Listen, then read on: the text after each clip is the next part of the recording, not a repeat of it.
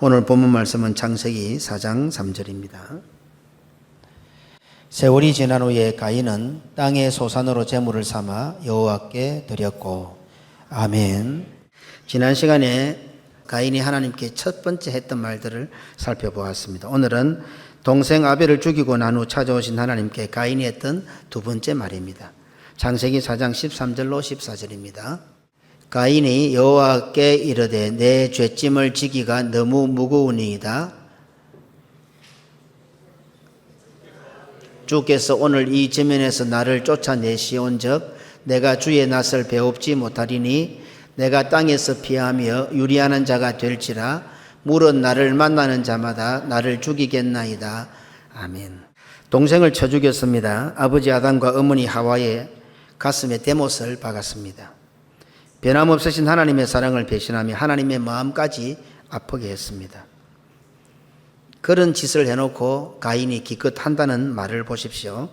내 죄짐을 지기가 너무 무겁습니다. 철저하게 자기 중심입니다. 철저하게 내로남불입니다.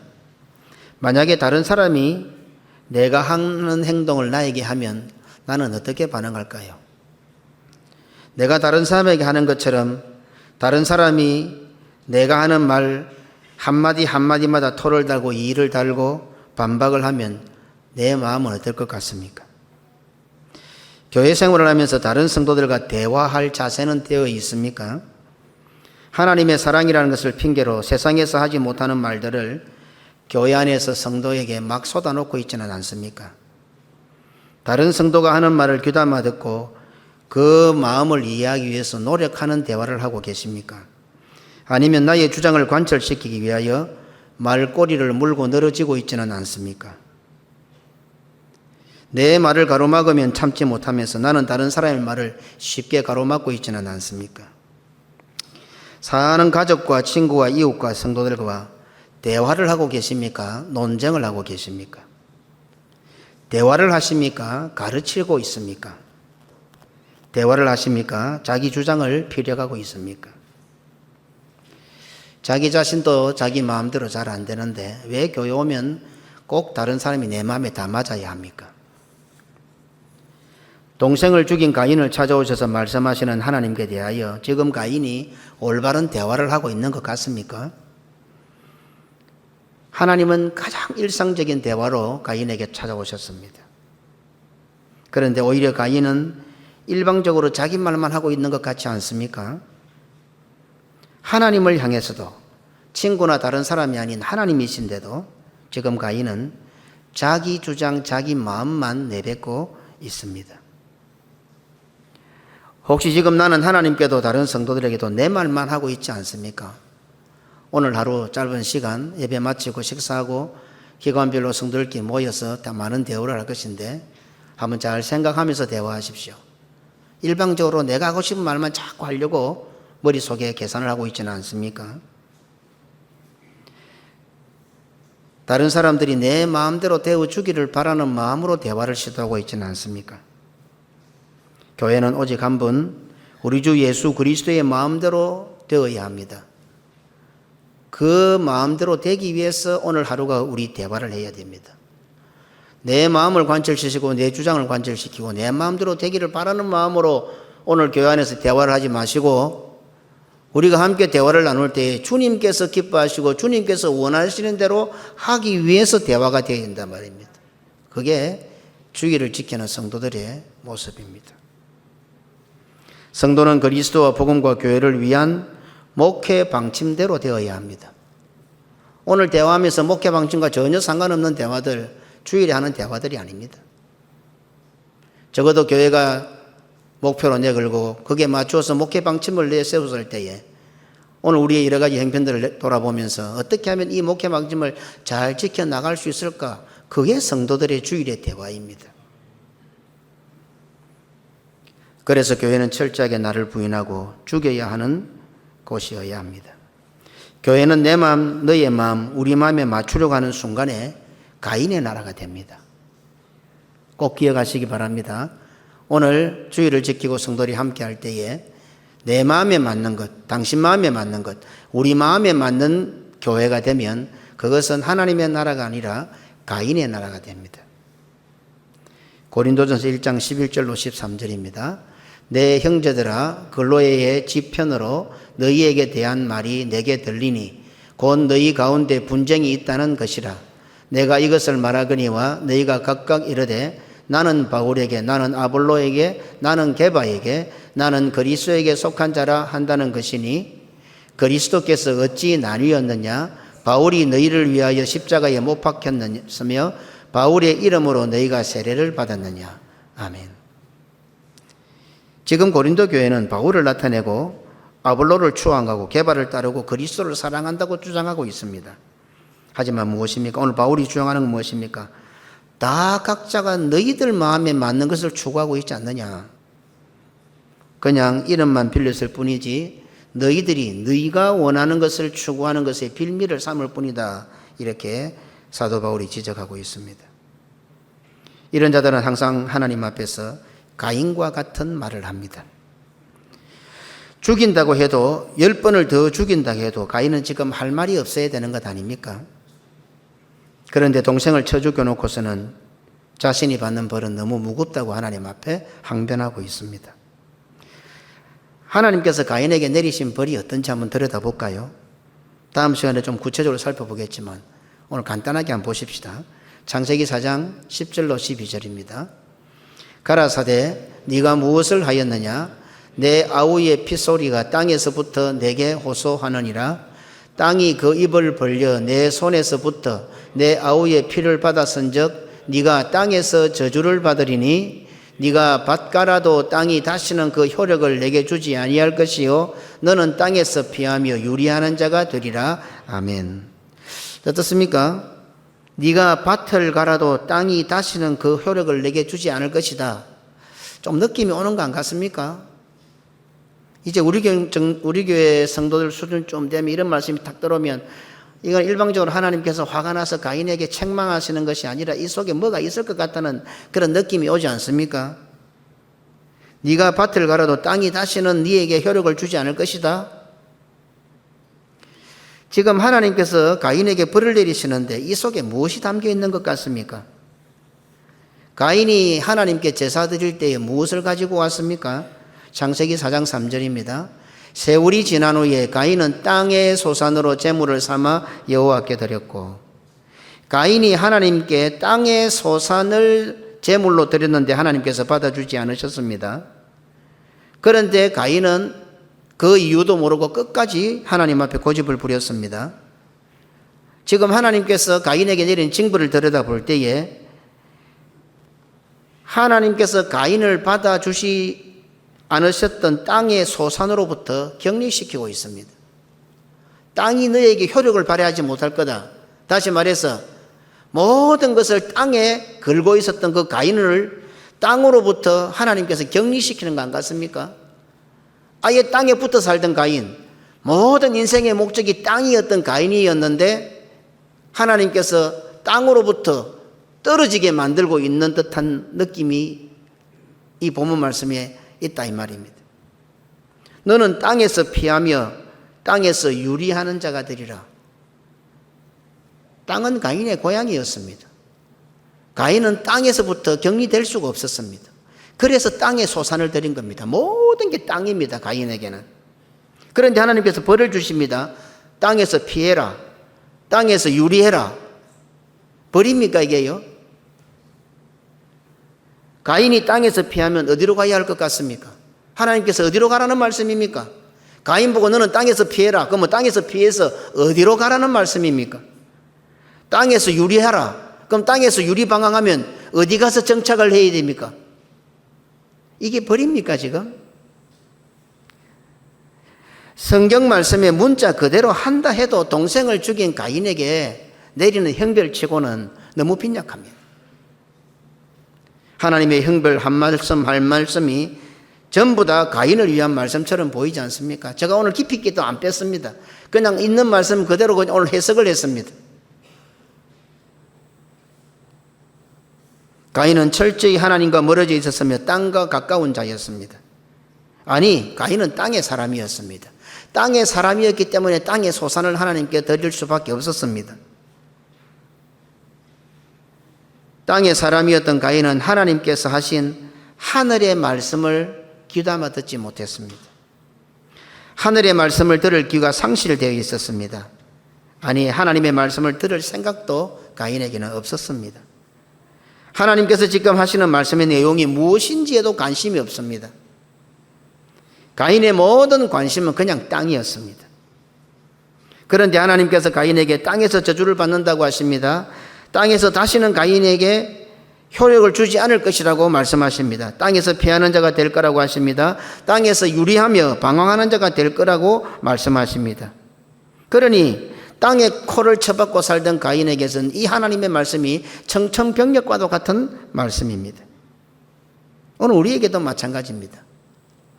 자기 자신이라는 것에 코를 쳐박고 사는 성도는 오늘에 드리는 모든 설교의 말씀은 청천벽력과 같이 들릴 것입니다. 가인은 하나님의 형벌이 선포되는 그 순간에도 자신의 제사를 받아주지 않으셨던 하나님께 원망하고 있었던 것입니다. 하나님께서 자신의 제사를 받아주시지 않으셨기 때문에 동생을 쳐 죽일 수밖에 없었다고 원인을 하나님께 지금 내세우고 있는 것입니다. 그래서 가인은 아벨을 찾으시는 하나님의 질문에 불평조로 아주 뻔뻔스럽게 대답합니다. 그런 마음이 없었으면 감히 어떻게 하나님 앞에 이런 대답을 할 수가 있겠습니까?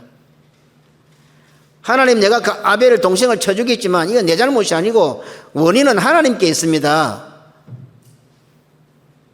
하나님의 판단이 문제였습니다. 지금 이 말을 하고 있는 거예요. 뭐라고 대답합니까? 내가 알지 못하나이다. 내가 내 아우를 지키는 자입니까? 지금 하나님 앞에 이렇게 가인이 대답을 합니다.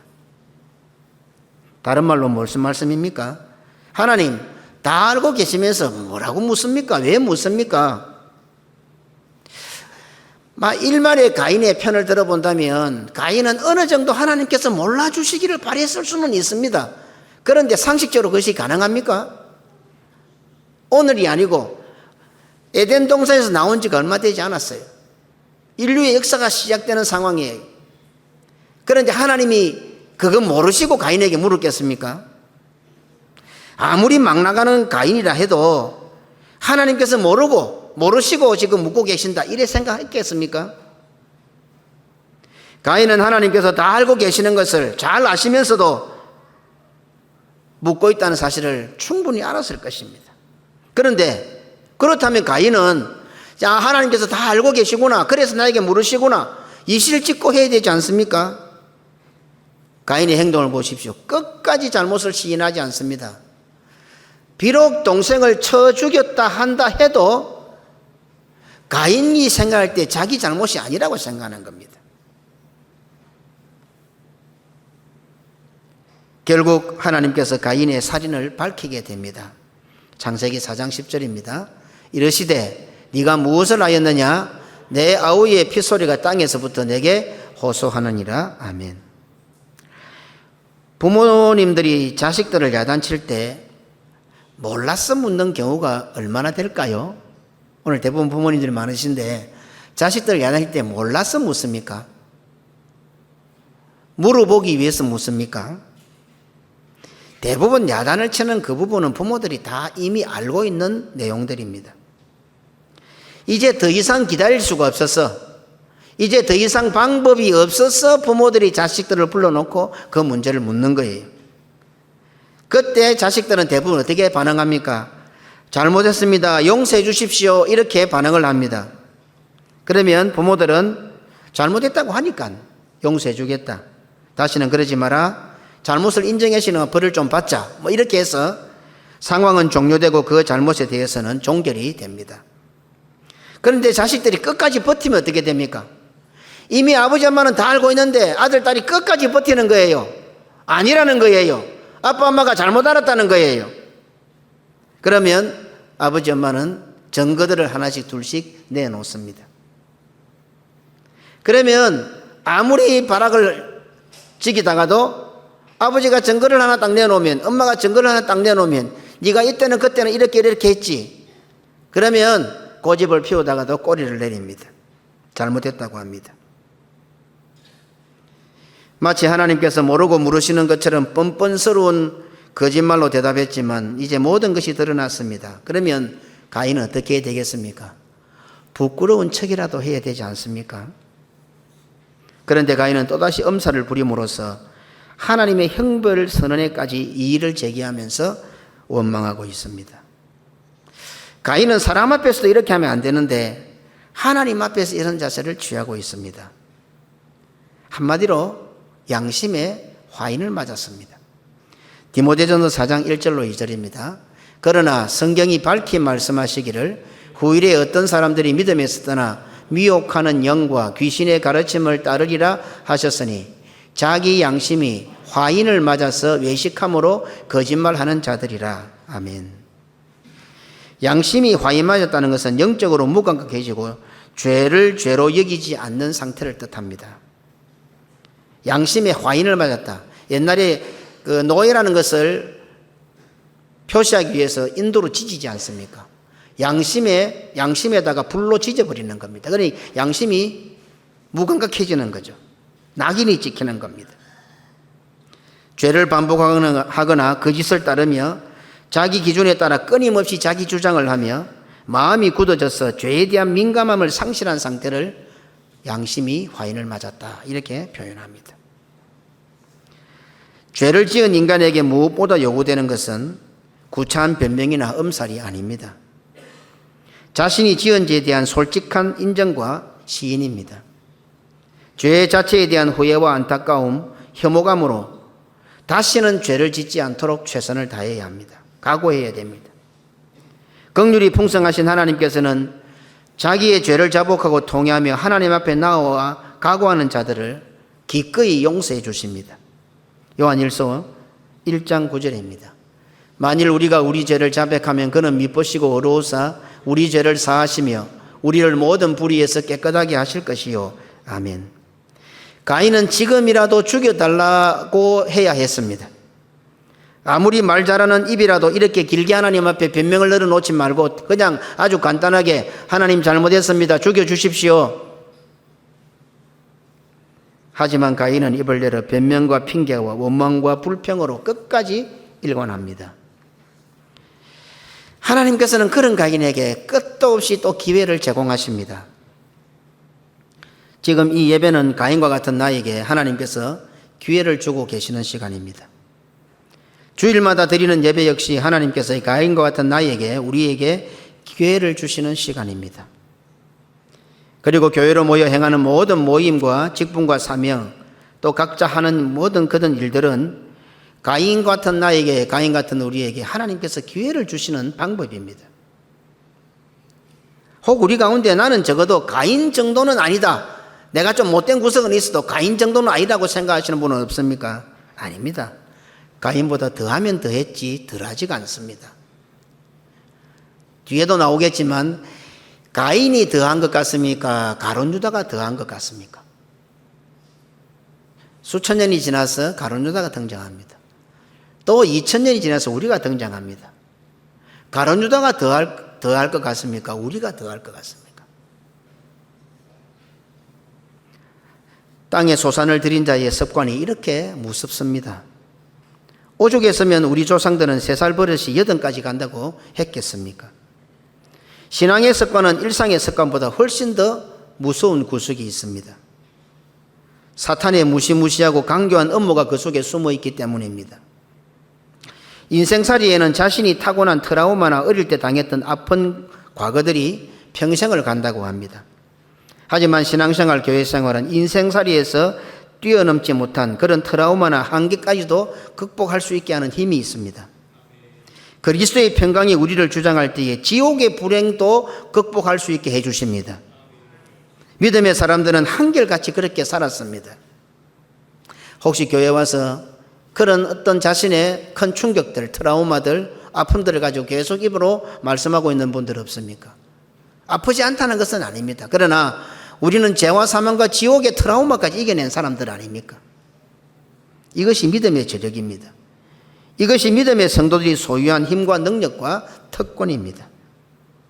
성도는 인생살이의 어두운 구석이 신앙생활, 교회생활에 영향을 끼치지 못하도록 말씀과 믿음 위에 굳게 서야 합니다. 성도는 세상에서 하던 습관을 교회에 와서 절대로 재현하지 않아야 합니다. 자기를 부인하고 날마다 자기 십자가를 지는 것은 인간적이고 세상적인 모든 버릇과 습관을 죽이고 말씀대로 믿음으로 사는 것을 뜻합니다. 자기를 부인하고 날마다 자기 십자가를 지는 것은 세상적인 습관을 죽이고 자기 개인적인 버릇과 습관을 죽이고 믿음의 습관으로, 교회의 습관으로 다시 살아난다는 뜻입니다. 그렇게 해야 땅의 소산을 거두지 않고 하늘의 소산을 거둘 수 있습니다. 그렇게 해야 땅의 사람이 안 되고 하늘의 사람이 될 수가 있습니다. 가룟 유다는 예수님과 3년이나 동고동락했지만 땅의 소산에만 몰두했습니다. 마지막 만찬에서 예수님께서는 폭탄 선언을 하셨습니다. 요한복음 13장 21절입니다. 예수께서 이 말씀을 하시고 심령에 괴로워 정언하여 이르시되 내가 진실로 진실로 너희에게 이르노니 너희 중 하나가 나를 팔리라 하시니. 하나님이신 예수님께서 심중이 너무 괴로웠습니다. 하나님도 괴로웠습니다. 예수님도 괴로웠다 이 말입니다.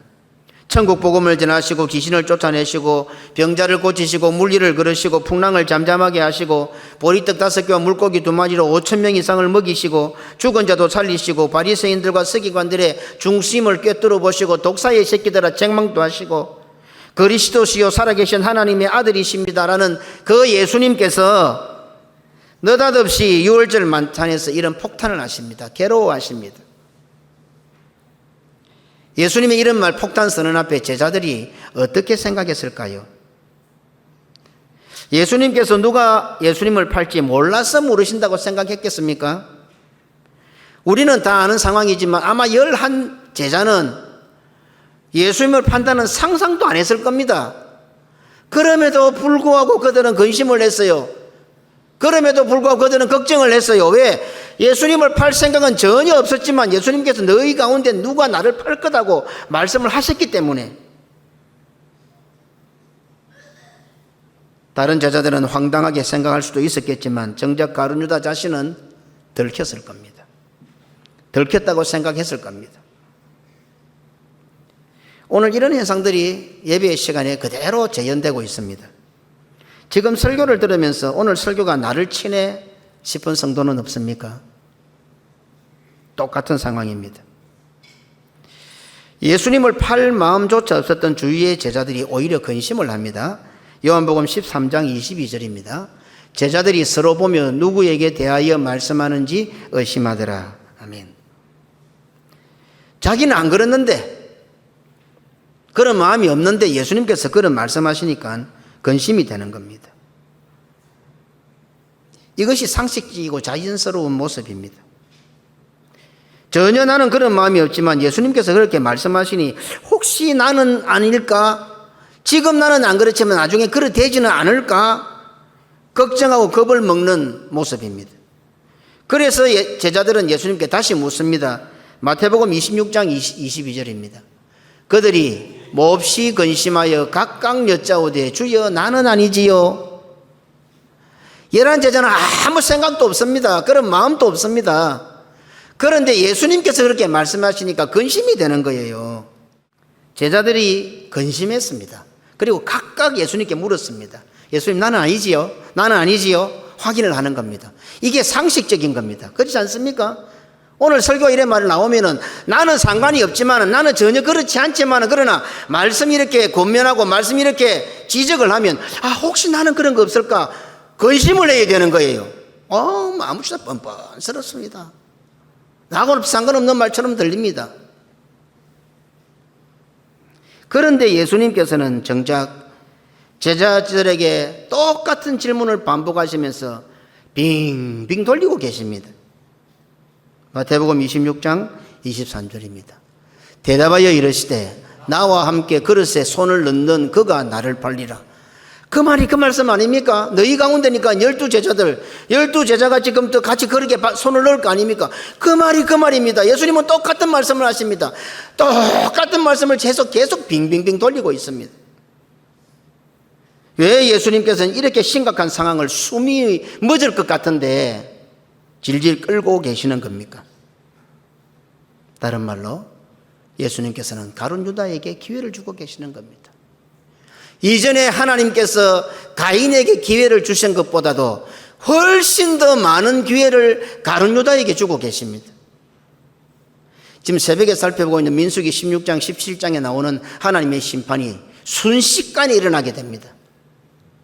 이런 사건들을 계속 반복해 오면서 이제 예수님 때에 와서 가룟 유다 때에 와서는 하나님께서 가인에게보다도 훨씬 많은 기회를 주십니다. 이 사건이 지난 2000년이 지난 오늘날 우리들은 안타깝지만 평생토록 기회를 주시는 분도 있습니다. 평생토록. 예수 믿고 죽을 때까지 하나님께서 그 기회만을 가지고 있는 성도들이 있어요. 이 정도 되면 누구라도 무릎을 꿇는 것이 상식입니다. 생각도 없던 제자들도 근심했잖아요. 그런데 가룟 유다는 들켰잖아요. 꼭 잘못을 깨달았으라기보다도 나쁜 짓 하다가 발각이 났기 때문에 얼굴이 붉어져야죠. 얼마나 옷에는 연습을 많이 했는지 잘못한 것이 발각이 나도 뻔뻔합니다. 얼굴이 붉어지지도 않습니다. 기다리고 기다리신 예수님께서는 마지못해서 최후 통첩을 하십니다. 마태복음 26장 24절입니다. 인자는 자기에 대하여 기록된 대로 가거니와 인자를 파는 그 사람에게는 화가 있으리로다. 그 사람은 차라리 태어나지 아니하였더라면 제게 좋을 뻔하였느니라. 아멘. 아직까지도 뭡니까? 예수님께서는 가룟 유다에게 지적하지 않습니다. 기회를 주고 계시는 겁니다. 얼마나 예수님은 이렇게 인터벌을 주고 지금 딜레이를 싣고 계십니까? 이 정도 오니까 당사자 가룟 유다는 어떻게 말을 합니까? 마태복음 26장 25절입니다. 예수를 파는 유다가 대답하여 이르되 랍비여 나는 아니지요. 대답하시되 네가 말하였도다 하시니라. 아멘. 기어이 말입니다. 끝까지 나는 아니지요. 예수님을 팔 마음도 없었던 제자들은 혹시 저가 그렇습니까? 혹시 접니까 묻는데 예수를 팔 마음을 가지고 있었던 가룟 유다는 나는 아니지요 이렇게 지금 말하고 있습니다. 가인은 하나님께 뭐라고 대답했습니까? 내가 내 아우를 지키는 자니까? 나는 아니지요. 가룟 유다는 가인보다 한 수 위인 것 같습니다. 이런 역사의 순환을 볼 때 오늘 우리는 가룟 유다보다도 훨씬 수가 높습니다. 꼭 기억하십시오. 얼마나 뻔뻔한지 모릅니다. 가룟 유다는 예수님으로부터 들을 수 없는 말까지 듣게 되었습니다.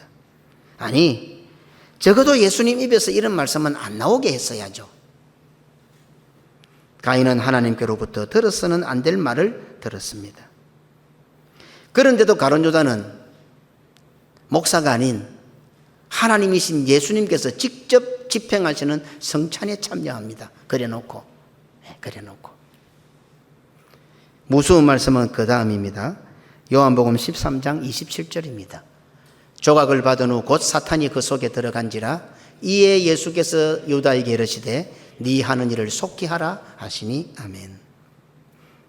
하나님께서는 끝까지 가인을 기다려 주셨습니다. 예수님께서는 끝까지 가룟 유다를 기다려 주셨습니다. 예수님께서 주시는 기회를 붙들지 못하면 그 다음은 사탄이 그 속으로 들어갑니다. 사탄이 속으로 들어간 가인은 동생을 쳐 죽였습니다.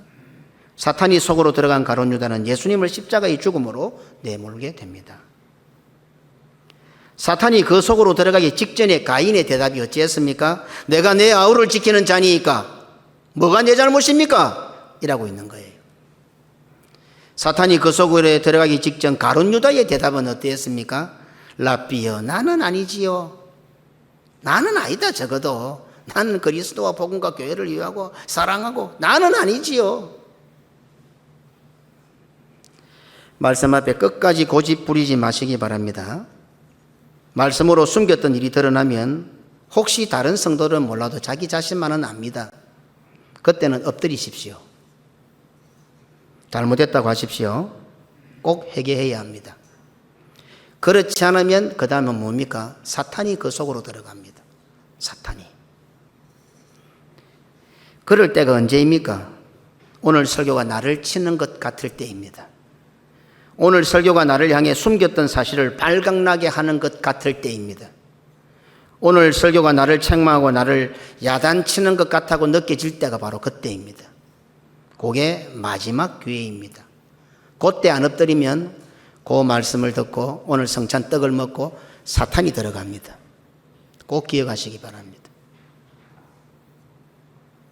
끝까지 버티고 반항하고 거짓말하는 나를 향해 하나님께서 직접 동생을 죽이지 않았느냐고 말씀하시는 것입니다.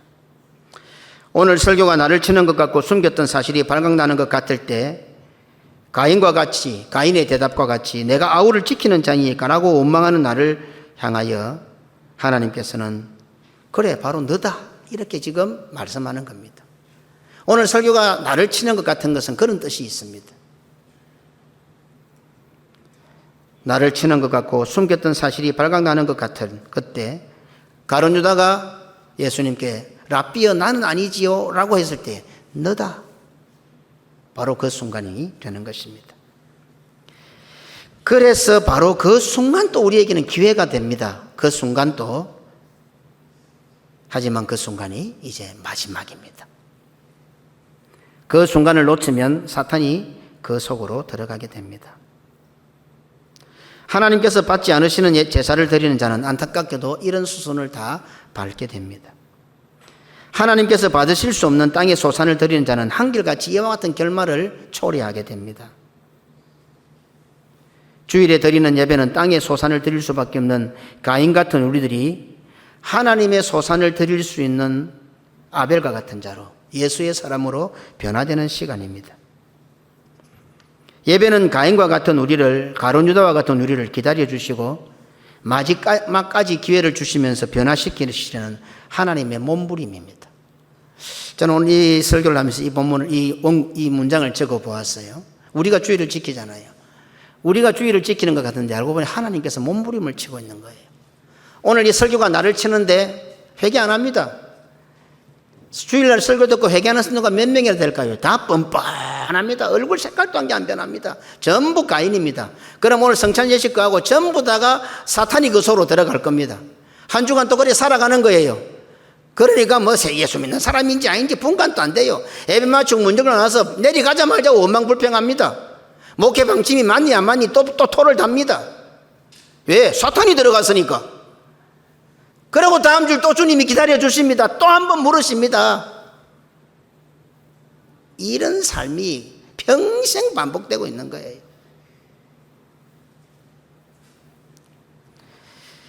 그러니 주일은 우리가 예배를 드리는 것이 아니라 우리를 변화시키시려고 하는 하나님의 몸부림 같아요. 하나님의 처절하신 몸부림, 하나님의 처절한 몸부림 때문에 여러분들이 오늘 우리가 이 자리에 앉아 있는 거예요. 그 하나님의 사랑 없으면 오겠어요, 우리가.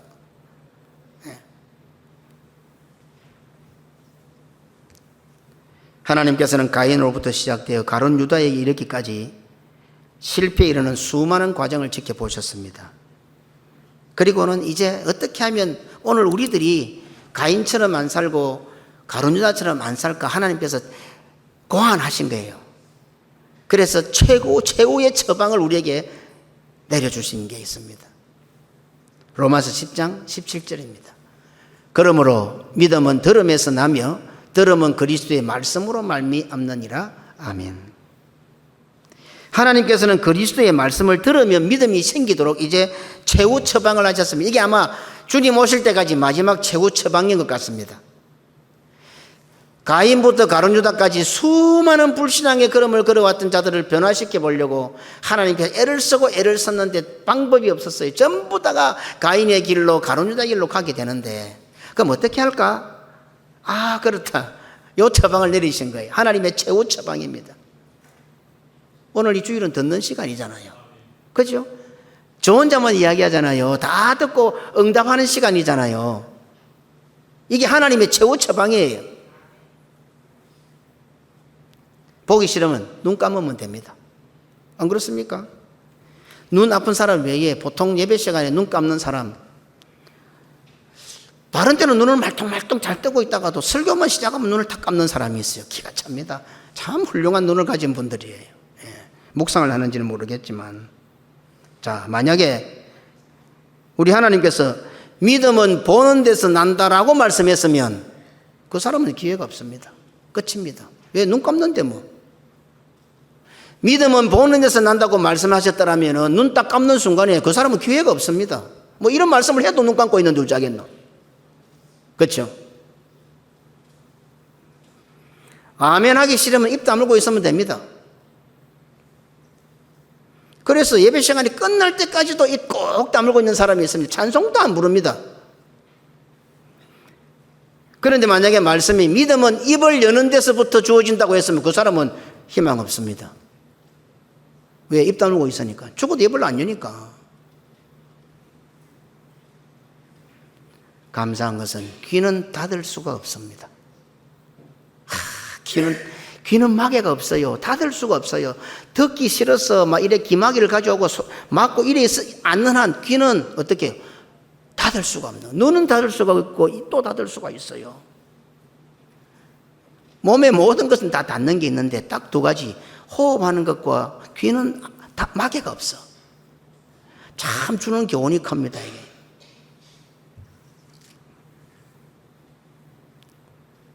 큰 소리로 말해도 잘 안 들리는 그 귀가 이상스럽게도 구석에서 살살 소곤소곤 하는 말은 더 잘 들립니다. 당신만 들으라고 속삭이는데 당신과 상관없는 저 끝 다른 데 있는 사람 귀가 곤두서가 더 잘 듣고 있습니다. 그런데 하나님께서 믿음은 들음에서 나도록 만들어 놓으셨습니다. 그러니 말씀이 선포되는 예배의 자리에 앉아 있는 것만으로도 기회가 되는 것이고 축복입니다. 듣기 싫어도 귀마개가 없다는 사실 자체가 오늘 우리들에게는 기회요 축복이라는 사실입니다. 오늘 우리가 주일에 나와서 이렇게 말씀을 듣고 앉아 있는 것이 하나님의 몸부림인 거예요. 가인 같은 나에게, 가룟 유다 같은 나에게 좀 들어라 이놈들아. 하나님께서 몸부림을 치는 거예요. 제발 죽지 마라, 제발 망하지 마라. 하나님께서 몸부림을 치고 계신 거예요. 뭐 주일 지켜줘서 뭐 복 받아요? 예. 뭐 대단한 일을 하셨습니까?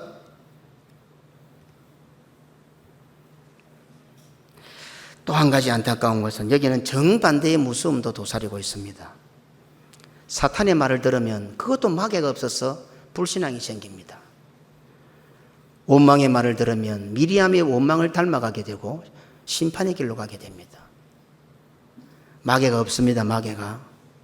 그래서 시편 기자는 뭐라 합니까? 복 있는 사람은 악인의 길을 따르지 아니하요 죄인의 길에 서지 아니하요 오만한 자리에 앉지 아니하요. 길을 아무데나 들이밀면 안 됩니다. 요즘은 얼마나 잘못된 뉴스가 많은지 모릅니다. 그렇지 않습니까? 돌아서 조금만 보면은 우리가 다 속아버렸어요. 온 국민이 다 속고 세계 사람들이 다 속아버렸어요. 그러니 우리가 예배의 자리에 말씀이 선포되는 자리에 있다는 것만으로도 복의 복입니다. 왜? 듣기 싫든 어쨌든 간에 이 말씀이 내 귀에 들리면 기회가 왜? 믿음은 들음에서 나기 때문에. 그래서 이 강단에서는 어쨌든 예수 그리스도의 복음이 선포되어야 되고 내가 좋든 싫든 상관없이 말씀이 들어오면 일단 그것은 기회가 있어. 일단 그것은 복이라. 그러니까 어떻게 해요? 말씀이 안 들리는 자리로 가는 거예요. 마음에 안 들면 안 오는 거예요. 안 듣는 거예요. 딴짓하는 거예요. 스스로 복을 차는 거죠. 스스로 기회를 발로 차버리는 거죠. 이렇게 볼 때 믿음은 그야말로 전적인 하나님의 은혜입니다. 우리가 믿음 좋아요? 내가 믿음 뭐 대단히 좋아요? 내가 주의 일을 잘해요? 천만에요. 하나님께서 몸부림을 쳐서 오늘 이 자리까지 앉아 있는 거예요. 하나님의 그 잔인한 사랑이 없으면요 우리는 하나도 못 앉아 있어요. 예배 시간에 앉혀놔도 눈 닫고 입 닫고. 예? 오늘 우리 귀에 기마개가 없는 것은 하나님의 잔인한, 하나님의 끈질기고 집요한 사랑을 발견하게 합니다. 가룟 유다가 성찬에 참여하고 그것도 예수님께서 찢어서 입에 넣어주는 그 떡을 받고 바로 사탄이 그 속에 들어갑니다. 우리는 매주 성찬을 거행합니다. 오늘 설교 마치고 나면 오늘 성찬에 참여하게 될 겁니다. 가룟 유다가 될지 한번 고민해 보시기 바랍니다. 떡을 받고 가룟 유다가 그 속에 사탄이 들어갑니다. 그러면 한 주간 그 사람은 또 사탄의 인도대로 살아갈 겁니다. 우리 같으면 내쳐버리겠는데 주님께서는 또 다음 주를 불러 모읍니다. 또 다시 말씀을 주시고 귀를 뚫어 주시고 듣게 하시고, 그리고 성찬에 참여하여 하늘에 속한 사람으로 만들어 가려고 우리 주님께서 발부둥을 치십니다. 그런데 또 그게 안 돼. 또 똑같은 짓을 하고 또 사탄이 들어갑니다. 오늘 성찬에 참여한 후 사탄이 내 속으로 들어오는 일이 있어서는 안 됩니다. 주의를 지키고 예배에 참여하는 자는 마지막 기회를 붙들고 있는 것과 같습니다. 땅의 소리가 아니라 하늘의 소리가 들리는 성도들이 되시기를 주님의 이름으로 축원합니다. 땅의 소산이 아니라 하늘의 소산을 드리는 성도들이 되시기를 주님의 이름으로 축원합니다.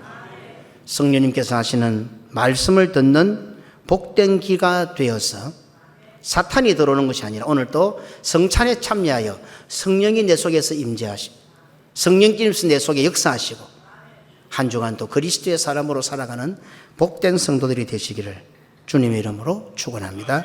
아멘.